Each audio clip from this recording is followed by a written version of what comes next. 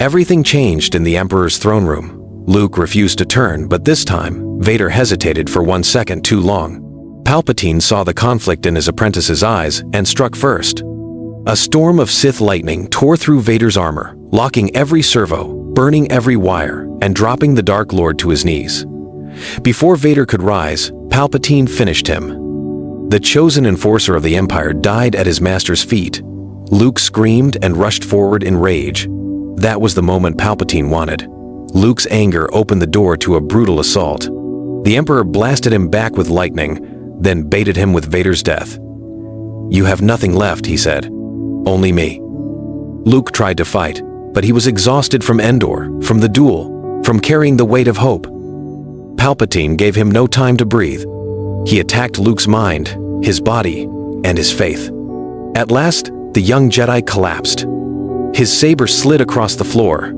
Far above, the battle outside turned into disaster. With the shield still active, the rebel fleet was trapped under Imperial fire. On Endor, Han, Leia, and the strike team waited for a signal that never came. Palpatine stood over Luke and looked out at the burning stars. Vader was dead. The son of Skywalker was broken. The rebellion was failing. In one perfect hour, the Emperor had killed the past and crushed the future. Then he gave a single order: capture Luke alive. Because death was too merciful. The Emperor had won at Endor. And the galaxy was about to learn what 1,000 years of darkness truly meant.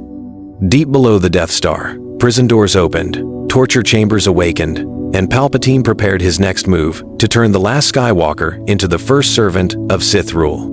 Endor became the graveyard of the rebellion. Above the forest moon, Admiral Ackbar watched the battle collapse.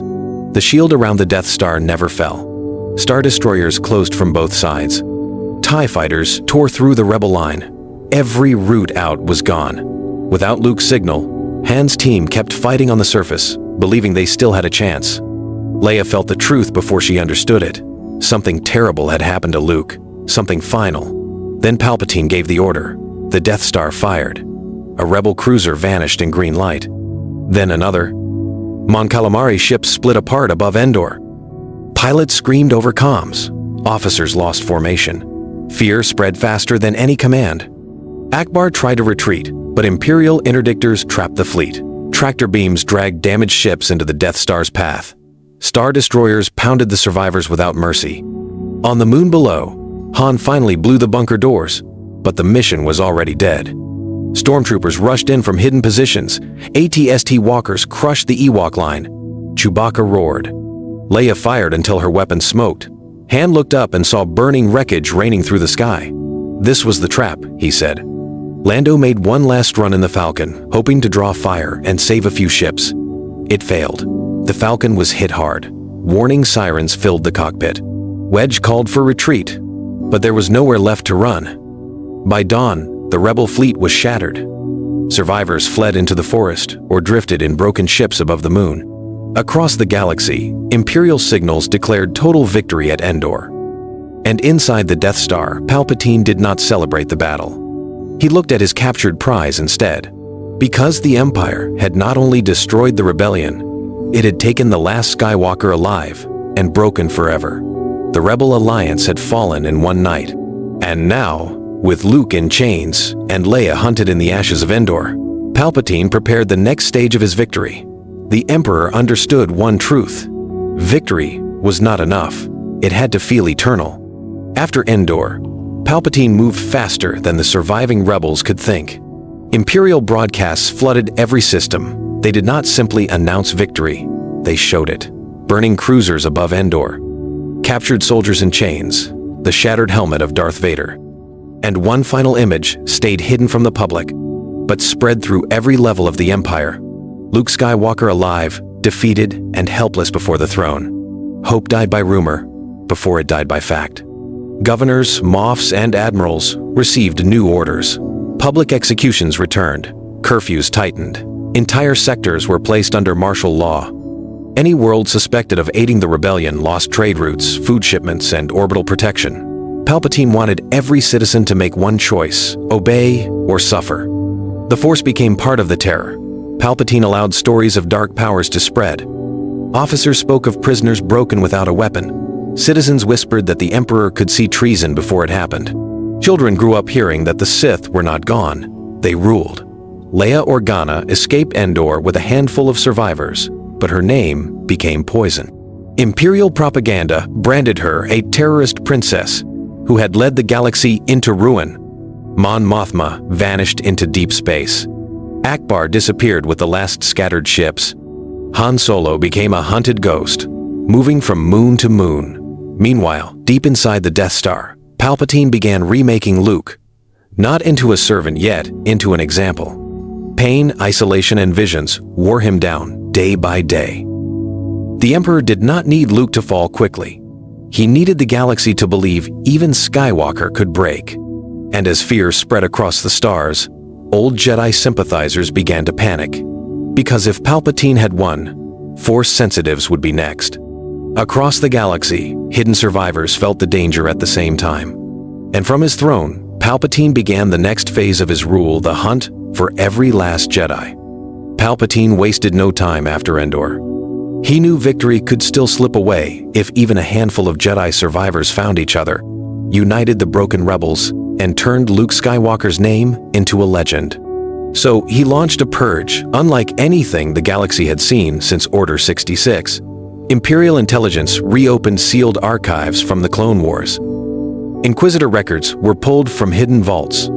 Every rumor of a Force-sensitive child, every old Jedi contact, every forgotten sanctuary was marked for death. Star Destroyers did not patrol now. They hunted. On worlds like Lothal, Jeddah, and Ossus, citizens vanished in the night. Temples were blasted from orbit. Relics were burned in squares. Palpatine wanted more than bodies. He wanted memory erased. If the Jedi had once stood for wisdom, then the Empire would leave behind only ash and fear. A few survivors tried to resist. Old keepers, failed apprentices, and hidden wanderers came out of exile to protect those they could. Some smuggled children to safe moons. Some sent coded warnings through forgotten rebel channels. Some picked up lightsabers they had sworn never to touch again. But Palpatine had changed the rules. From his cell aboard the Death Star, Luke was forced through visions, probes, and dark side torment. Names slipped out. Faces appeared. Fragments of training became maps for the Emperor's hunters. Luke fought it with everything he had, but pain turned memory into a weapon. One by one, the last sparks were stamped out. Safe houses fell. Refuge ships were intercepted. A hidden enclave on a world sent one message before it went silent. The light is fading. And when that message reached Leia, she understood the truth. Palpatine was not hunting the Jedi. He was clearing the galaxy for something darker than the Empire itself. Leia now knew the purge was only the beginning. With the Jedi nearly gone, Palpatine turned toward the final step of his victory, destroying the last remains of the old Republic and remaking the galaxy in Sith darkness. With the Jedi purge nearing completion, Palpatine turned to the last illusion of lawful rule. The Empire had once pretended to be order rising from chaos. After Endor, he no longer needed the mask.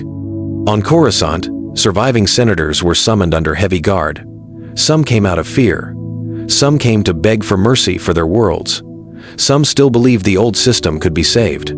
They were wrong. Palpatine entered the Grand Chamber alone. No Massa Meta, no advisors, no debate. His voice rolled through the hall like thunder. He declared that rebellion, Jedi treason, and senatorial weakness had poisoned the galaxy for generations. The Republic, he said, had died long ago. Now even its shadow would be erased. Then the arrests began. Guards sealed every exit. Loyalist senators bowed at once. Others shouted in protest. A few tried to flee. They were cut down in the aisles where laws had once been written. Holocams carried the scene across thousands of systems. This was not hidden. It was a warning. The Imperial Senate was dissolved forever.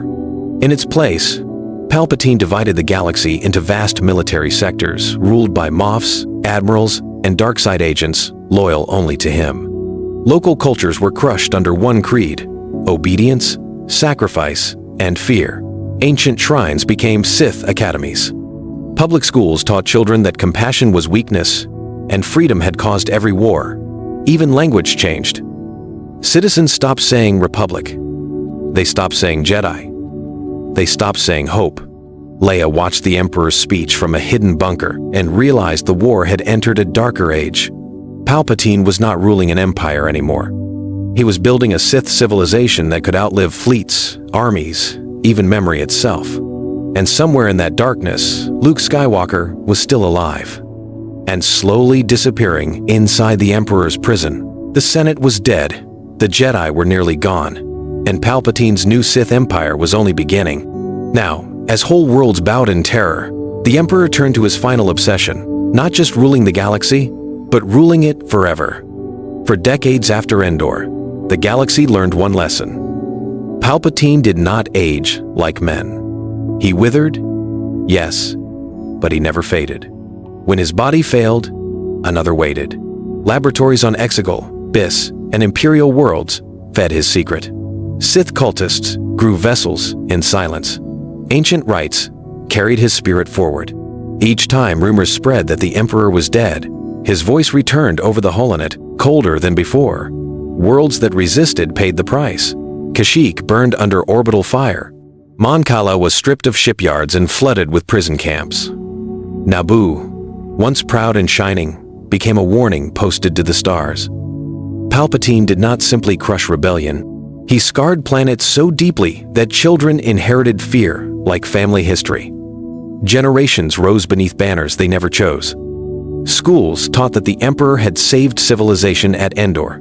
Priests of the Sith preached that suffering gave life meaning. Imperial officers swore loyalty not to law, not to peace, but to the eternal throne. Whole bloodlines served and died without seeing a free election, a Jedi, or a true sunrise without warships overhead. Leia Organa aged in hiding, carrying the memory of another galaxy. Han Solo died on a smuggler's run that became legend among secret cells. Their children and their children's children inherited one mission: survive long enough to remember freedom. And still, one rumor outlived them all. Deep in the Emperor's hidden prison, Luke Skywalker remained alive, broken, and unseen. Some believed he had become Palpatine's silent weapon. Others believed he was only a warning, kept breathing so the galaxy would remember that even hope could be chained forever in darkness. Centuries passed. Statues rose. Empires hardened. Then, on a forgotten mining world, a child moved a stone with an open hand, and an old woman watching began to cry. After centuries of silence, the Force had stirred again, and as whispers of that miracle spread across the stars, new rebellions began to rise, giving Palpatine exactly what he needed to tighten his grip even further. For 1,000 years, rebellion never truly died. It changed faces, it changed names, but it always returned. The first uprisings were small: a mining strike on one moon, a stolen weapons cache on another. Then came secret broadcasts, hidden shrines, and children whispering old stories about Jedi, senators, and stars without imperial chains. Palpatine let many of them grow. That was his genius. He no longer feared rebellion.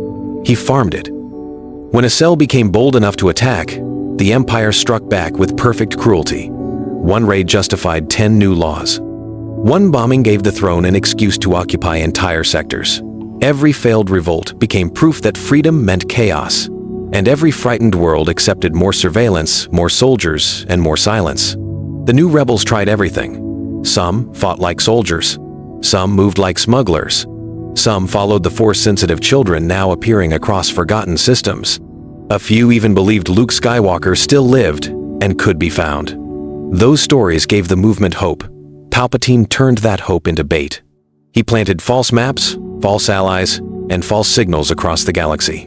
Rebel fleets jumped into traps disguised as rescue missions. Hidden leaders were exposed by agents pretending to defect.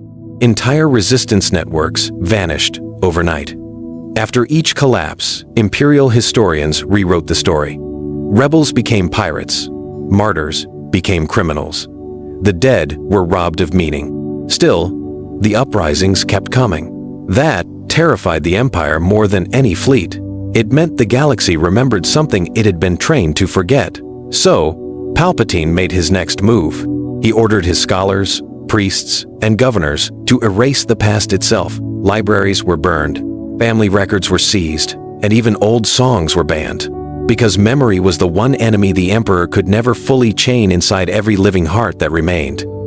Now Palpatine no longer wanted to crush rebellion. He wanted to erase the very idea of freedom. And as the centuries rolled on, the galaxy entered its darkest phase of all a future, where most beings no longer remembered what had been lost. For 1,000 years, Palpatine did more than rule the galaxy. He rewrote it. By the end of his long reign, most citizens no longer saw the Empire as a prison. They saw it as the natural order of life. Children were born under star destroyers, raised by imperial schools, and buried beneath statues of the same eternal emperor their ancestors had feared. Whole species forgot their own songs. Whole worlds forgot their old names.